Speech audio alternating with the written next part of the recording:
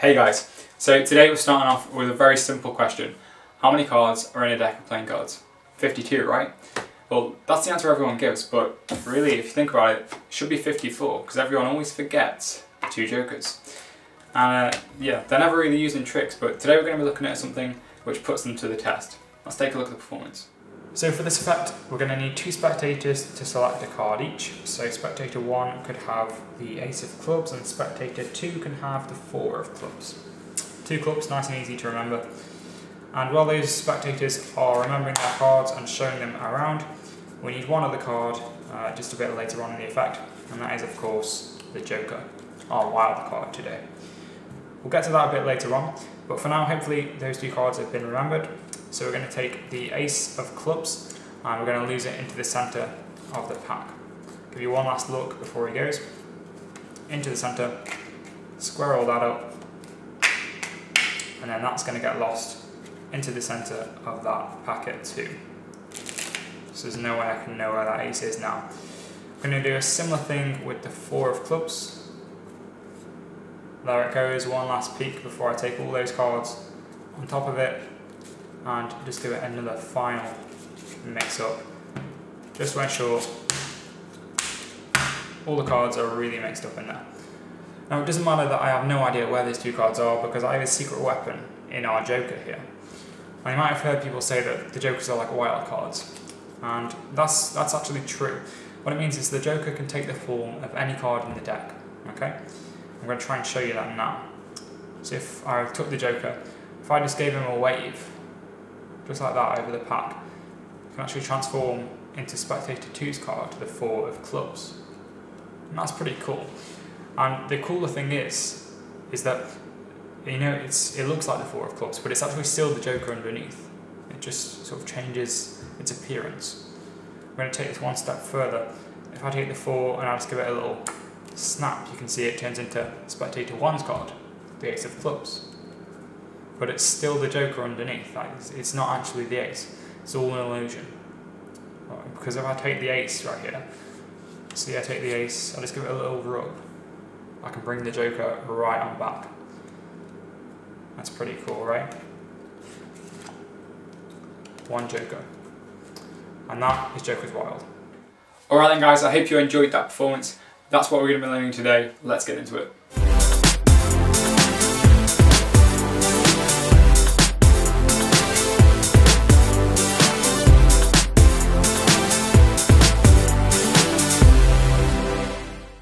Just before we start guys, I've got to give a quick shout out to Paul Lee, absolute legend of a guy. He came into the live stream chat that I did a couple of days ago. It was like a live stream Q&A. If you didn't make it, there'll probably be another one in a few weeks, but thanks for everyone who came out to the stream. It was a really great time, really enjoyed myself. But basically Paul came over and he offered to send me over some really great Magic content, and I took him up on his offer and he sent me over some great videos. So thanks Paul Lee, absolute legend. And his brother's channel, I said I'd shout him out as well. SkySack, he does videos for an FPS game called Critical Ops. If you're a fan of FPS shooters, that sort of stuff, his channel will be in the description. Alright, so let's get into how to do this effect then. One of the great things about it is that there's loads of variations that you can put in. It's because essentially, you know, once you've kept control of the cards and you've got the Joker in there, it just becomes colour change after colour change after colour change. And these can easily be swapped out and replaced with the different ones that you prefer, whatever colour change you're most comfortable with. So I'm going to talk a bit about how to vary this at the end, and different colour changes that you could use. But for this first section, I'm just going to go through the handling that I used in my performance, exactly how I did it, and then we'll talk a bit more about variations at the end. So obviously the first thing you're going to need, the most important card, is the Joker. So if you haven't got one in your deck, I often take mine out, just because I don't really use them apart from this trick. So if you've taken yours out, make sure to put it back in before you go and perform this, or just always carry one around with you, at least one, because there are quite a few tricks that you can do with Jokers. So you're going to need a Joker, and then you're just going to need two spectators to select two cards. So they're free selections, they can pick whatever cards they want. That's a great thing about this effect is that you can perform it to two people. The more people that you generally perform to, the bigger reaction you'll get, I find. So once you've had your two spectators select their cards, so I've got spectator 1 with the ace of clubs, spectator 2 with the 4 of clubs, Once you've had those selected cards and they showing them to each other, everyone's remembered them, you get your joker out while you're doing that, just like I did my performance. Just say we're going to need another card during this effect, place it down on the table and say you'll come back to it a bit later on. By this time they should have remembered their cards and you can start losing them in the pack. So I'm just going to very quickly go through what I did. It won't be detailed at all. If you want more in-depth tutorials on how to control a card, check out my basic card controls video, and I'll probably link some others that specific controls that I used. For the first one, for this Ace of Clubs, what I did was a control I did in my ambitious card routine tutorial, where you take the ace and you push it forward to show one nice glimpse. But what I've actually done is placed another card on top of it from the bottom of the pack, and then I slide that in and it looks like I place it into the fan, but actually that's an indifferent card now because the ace is over here. So then when I jam the indifferent card in there and put it in the middle of that packet, the spectator believes that that card is in the centre of the pack now, but actually I've got the ace on top.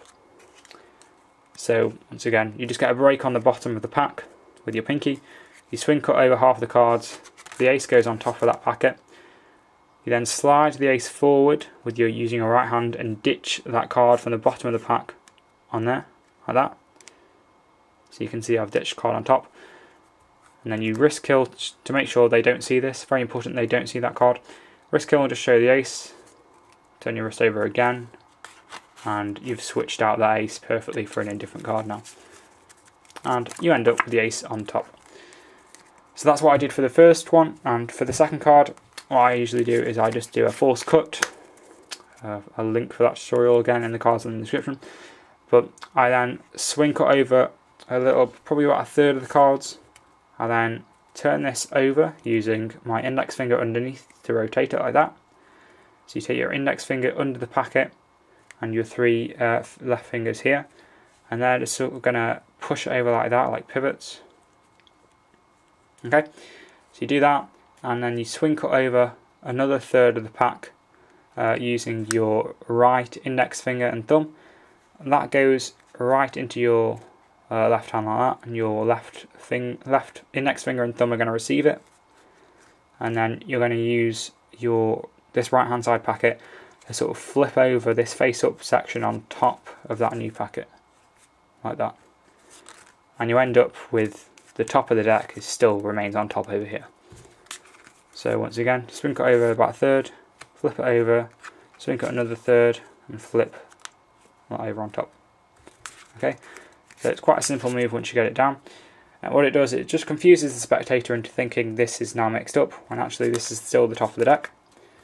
And then you ask the spectator to place their card on top of that packet.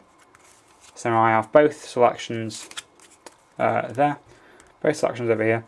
And then I just take the rest of the cards, and I did a sort of dribble control here, where you dribble the first card backwards, like that, out jogged, in jogged, and then dribble the rest of the cards on top.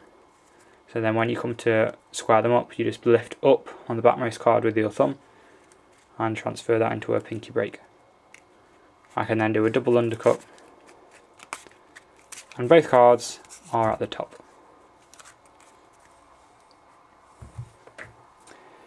So as I said, if you're getting stuck with the card controls, links in the description, basic card controls, that should get you started with how to control some cards.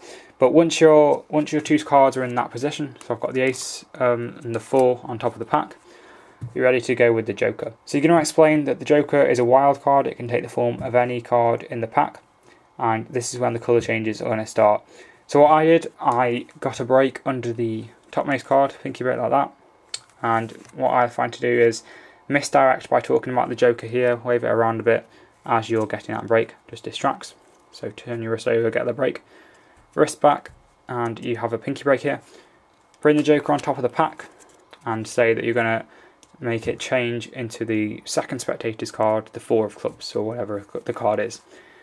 You take the joker and we're going to do a shake change. Okay, so all you're going to do is you're going to start shaking it like this, and then once you're shaking it like that and they can't really see what's going on because their eyes can't focus on it, you're going to take your right index finger on the long edge, the left hand side long edge, and pull it over like that, and it'll flip it over to show the 4.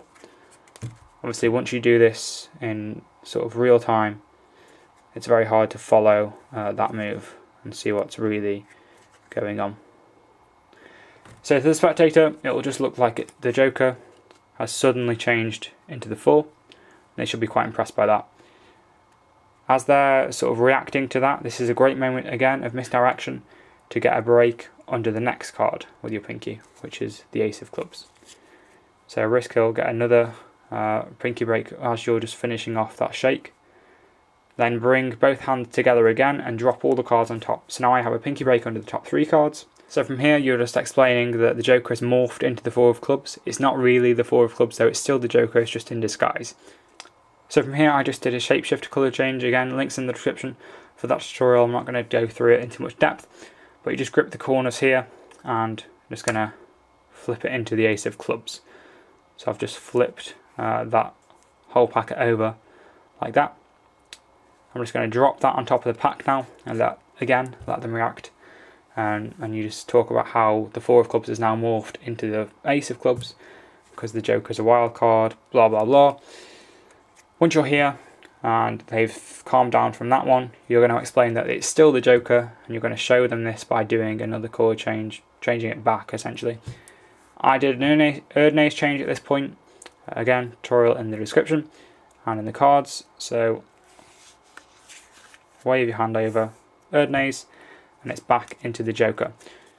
All that remains to be done is to get rid of that Ace which is hiding behind our Joker now, and then you can end 100% clean.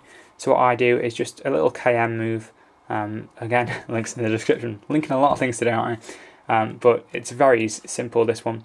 What you're going to do is you're going to use your left hand side fingers here, left fingers, just to pull that Ace away. So you can see I'm contacting there.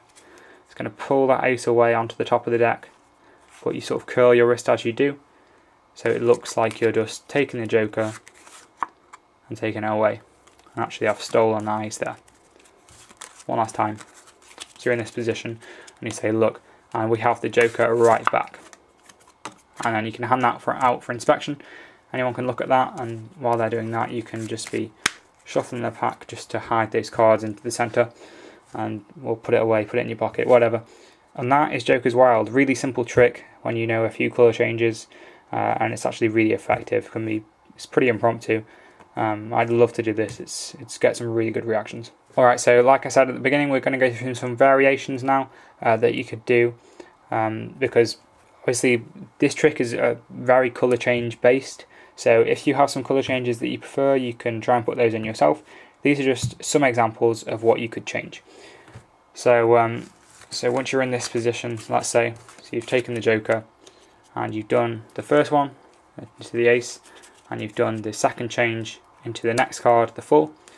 Once you're here, there are loads of different ways you can change back into the Joker. So in my performance, I did an Erdnase change because that's probably my favourite colour change to do. But there are different ones you could do. You could do the sort of side jog change. I can't remember what it's called. I've got a tutorial on it. Links are in the description. But it looks something like this. So you take the 4 and then you can do that one. So that's it's often a really visual change you can do. Links in the description for that. Side jog, colour change, something similar to that. You can do what Jarek 120 does when he does this, and he tends to do a paintbrush change. So you take the double here, 2 cards, and you just sort of wipe it up the side once, twice, and on the third one, let go of that 4, and it looks like it just sort of morphs back into the Joker. That can be really powerful. So you're just taking the 4 and morphing it back into that Joker. So that's really cool. And then a final way of doing it is simply just to take the 4, do a double lift. So you turn both cards over, and then you take what the spectator thinks is the 4, and you just say like, I'm just going to swipe it through the deck, and look, it's turned back into the Joker. Alright then guys, so that was Joker's Wild. If you enjoyed the video, don't forget to leave a like, favourite, comment and subscribe. If you want to keep up to date with what's going on my channel, make sure to check out my Instagram and my Twitter, links are in the description below. Check out my website as well, you can see it behind me. I've got the entire library for all the tricks that I've ever taught on there. All my videos are categorised nice and easily, so you can skip straight to the video that you want to see. There's also the community on there where you can share your own videos, and the Hive, where you can talk with other magicians like yourself and chat with me as well as give me requests for future videos if you've got something that you definitely want to see. So stay tuned guys, I've got plenty of content planned to bring you over the next few weeks, few months, over basically the whole of summer. I've got loads of different projects lined up that I'm really excited about, and I think you'll be really excited about once I bring them to you as well. So stay tuned, but as always guys, this has been Complete Deception, and I'll see you later.